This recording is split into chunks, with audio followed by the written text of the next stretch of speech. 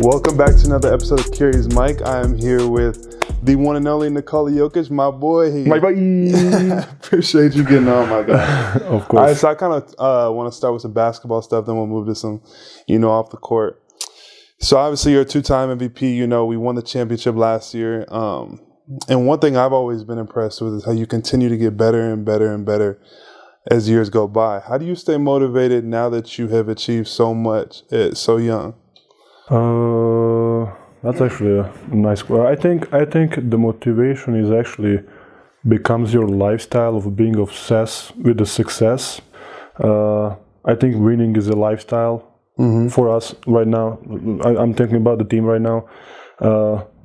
I think we can win every game, and I think it's like winning is kind of lifestyle, and you're getting obsessed with winning and that lifestyle. It's really.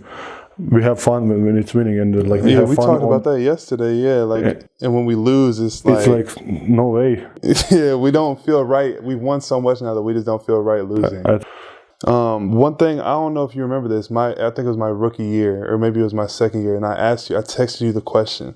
I was like, "How do you deal with pressure?" Because you, and everyone kind of notices this is about you. In the clutch moments, at the end of the games, you always are just like this. No matter what is happening, you always perform under pressure, and you never seem rattled. So I remember I asked you about that because that was something I just really admired about you.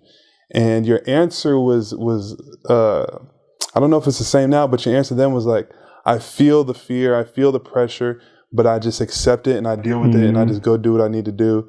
And I prepare. And you said you prepare so when the moments come, you don't feel like you haven't prepared. Is that kind of the same? It's actually the same, because I think if you're not scared, if you're not pressured, if you don't feel nervous, I think you didn't choose the right sport, and I think that's a normal thing. And the most important thing is to, like I said, prepare yourself for that moment. Okay, it's gonna. You think in your head, okay, this play, a crowd, we are playing home, away, we were losing or we were winning. So you need to, I put scenarios in my head, this play, what can happen here. So I'm kind of already live that in my head, so when it happened on the floor, of course, sometimes it's different, but kind of that makes you prepare for whatever happens, No, I agree. I just think you carry yourself in such a way that no one would be able to tell on the outside that you carry pressure, because you just seem so, nonchalant and non-caring, and it lets you play so free. How much time do you think you actually prepare? Is it like when you step foot in the arena, now your mind is on basketball, or is this something, that you carry with you even at home, or do you separate the two? I think my game starts tonight, and ends up after I stretch or after I, we are lifting together after. So, my game doesn't end when it's 0 on the clock. My game ends when I'm stretching or when I'm driving home. That's when my game ends. You have your whole routine. But it's not like I'm obsessed with my routine, but I'm kind of trying to not make a big deal of my routine, but still kind of doing it, I don't want to say, if I don't lift, something's going to happen, No, I'm going to do it, and I'm trying to kind of cruise through my routine. Right, and it's not like people sometimes have superstitions. Yeah, it's not like if I cross the line, or if I need to make 5 in a row, I don't have that. Sometimes when I'm shooting in a warm-up, if I miss, I just go to the next spot, and it's not something that I'm I need to do this, So I think that helps me to maybe alleviate the pressure, because pressure is the game. Routine or warm-up doesn't need to be pressure, Yeah, it's just part of your life. Yeah, but my game starts probably tonight. Even now, you kind of start thinking, okay, you have Max Strus, or whoever is your next opponent tomorrow, this is what he's gonna do. Run off, not run off, shooting, not shooting, dribble, whatever. He's a good in a pocket. For me, he's a good post-up player. I need to box him out. You need to. That's how you don't need to, but that's how I'm thinking. Slowly. Build the actual game. Yeah, preparing myself to the game, and I love to be prepared. That helps. Maybe actually that helps me with the pressure too, like being prepared for the game. Like, you know, I'm really good at reading the plays and like knowing what they're gonna run, and that kind of helped me with the pressure. Because you like, just okay, I know what's gonna happen. You know, this dude will call out plays that we didn't even go through and walk through or anything. He against the Clippers, you remember? I told you, Mike, stand here, right here. Bro, I was like, wait, what? You're like, I remember that. But man, as far as routine, that was one of my questions, because early on in my career, your routine wasn't the same as it is now. You know, I remember you were way more. I don't know if it wasn't that you didn't care about basketball as much, but it just seemed like you just were good, but it didn't seem like you cared as much. You didn't put as much effort into your body. You didn't. The beginning of my career was, you know, I came here just to make it, let's say like that, you know. I came here as a third, fourth option, fifth option in some, so I was just kind of trying to play and I was young, you don't know nothing about it, you know. Yeah. Like, you think it's just a basketball. Basketball is probably like a 20% of the everything else. It's like, basketball is, I'm going to say for me right now, basketball is easy.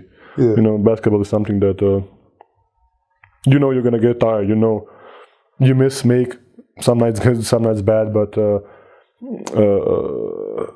I think when you learn your routine, like even first 3 years, like you starting to learn more, and then when your routine is kind of, I'm gonna say, like my third or fourth year, I was kind of, okay, I need to do this, I need to change diet, I need to lose weight, or maybe I can shoot, maybe I can, like, just develop it as develop it through the time, you know. For people that don't know you, you're such a normal and like humble guy. You like to have fun. You like to do normal things. You know, you're not someone who really wants to be famous. That was never your goal in being great. So what would you say is the hardest part about being like a global superstar? Like the pros and the cons of really just being famous? Yes, I mean, I really don't like this life because at the end of the day, we are just basketball players, you know, so we are just good at what we are doing. But media is something that is around us, and of course we're getting paid because of the media, because of popularity, you know. So, but being famous, I think some people like it, some people don't. When I finish my career, I really wish nobody knows me, and I really wish my kid or kids in the future, who knows, really remember me as a dad, not as a basketball player, you know. Yeah. I think I'm gonna say that's gonna be my goal in life, and to not have phone. I think that's another big goal of mine.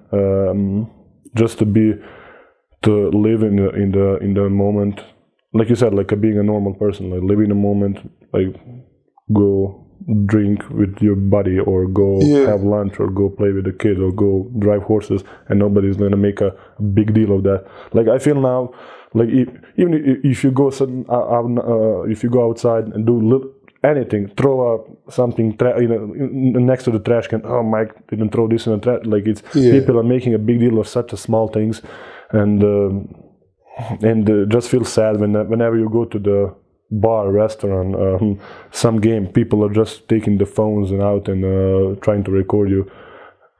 I think that's really, I'm gonna say, rude. Yeah. It's because it's your life. I'm not. No, it's not that I'm showing myself. I'm just who I am. Living your life. You know.